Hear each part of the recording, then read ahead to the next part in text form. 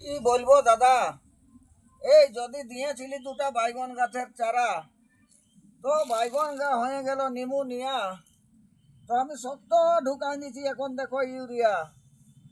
যদি ভালোভাবে যদি পায়ে যায় বতর, তবে এই বছর বেটার বেহাই আপনারাকে খাওয়াই দিব বাইগনের ফসল। কি বলবো দাদা, যদি দিয়েছিলি দুটা বাইগন গাছের চারা, তো বাইগন গিলা হয়ে গেল নিমোনিয়া। তো দাদা হে শক্ত ঢুকাই নিয়েছি আমি ইউরিয়া। যদি দাদা হে এবছর বাইগনটাই পায়ে যাচ্ছি ভালো রকম বতর, তো আপনারাকে এই বেটার বেহাই আমি খাওয়াই দেব বাইগনের ফসল।